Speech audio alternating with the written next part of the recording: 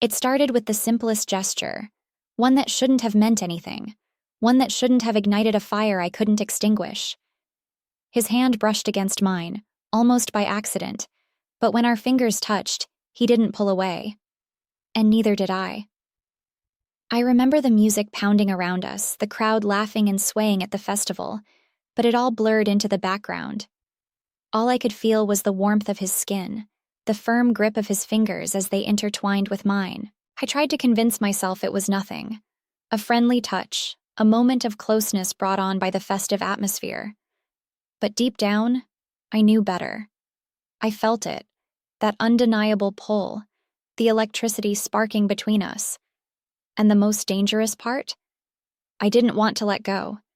He was my friend's husband, her perfect, charming, always so considerate husband. I had watched their love story unfold from the sidelines, smiling and cheering them on, never imagining for a second that I would ever stand on the edges of something so forbidden.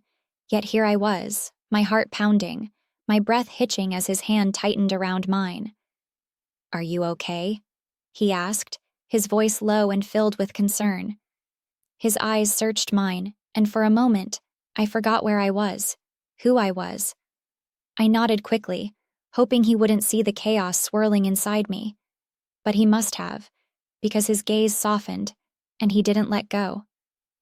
I should have pulled away then.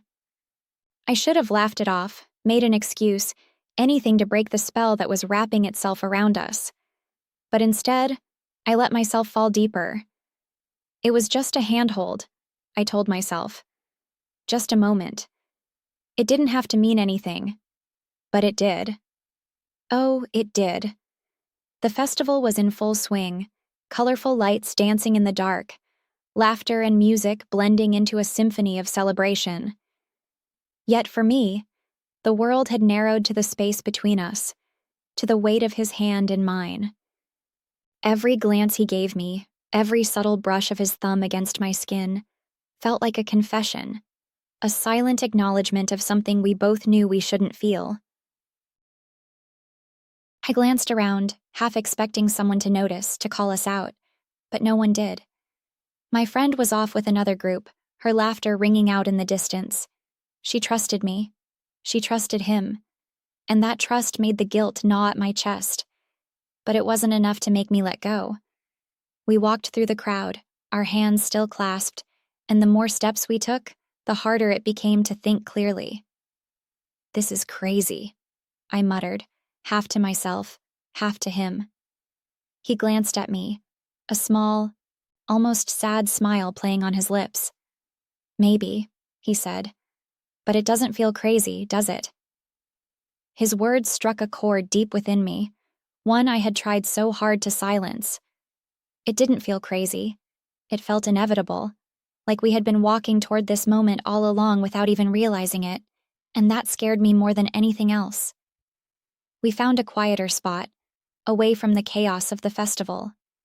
The air was cooler here, the sounds muffled, but the tension between us only grew sharper. He finally let go of my hand, but the absence of his touch felt like a loss, a hollow ache I couldn't explain. "We can't do this," I said, my voice trembling. "You know we can't." "I know," he replied, his eyes fixed on mine. "But that doesn't change how I feel." My heart skipped a beat and I took a step back, as if putting distance between us could somehow erase the feelings swirling inside me. "This isn't right," I whispered.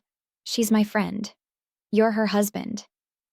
And you're her best friend," he said, his voice filled with a mixture of guilt and longing. "I know how this looks. I know what you must think of me. But I can't pretend anymore.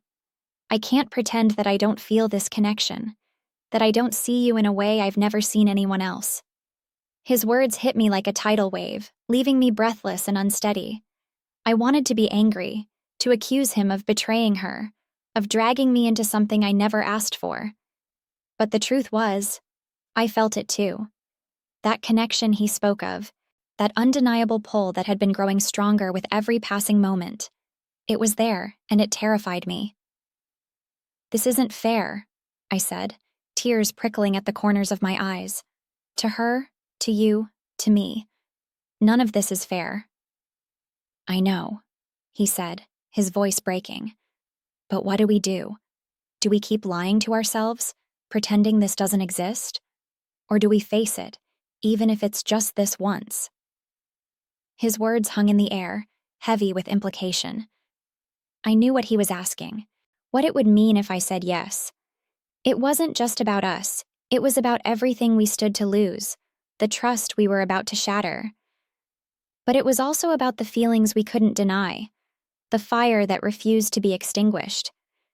I turned away, wrapping my arms around myself as if I could shield myself from the storm raging inside me. I can't do this, I said, my voice barely above a whisper. I can't be the person who ruins everything. You're not ruining anything, he said, stepping closer. This was broken long before tonight. You didn't cause this. You didn't ask for this. But you're here now, and so am I. And maybe that means something. I shook my head, tears streaming down my face. I don't know what to do, I admitted, my voice cracking. I don't know how to stop feeling this way. He reached out then, his hand brushing against my cheek, and I felt the warmth of his touch once more. It was both a comfort and a curse, a reminder of everything I wanted and everything I couldn't have. Sometimes, he said softly, the hardest thing to do is walk away. But if that's what you need, I'll understand. I looked up at him, my heart breaking under the weight of his words. He was giving me an out, a chance to step back from the edge before it was too late. But as I stared into his eyes, I realized I didn't want to take it. Not yet. Not tonight.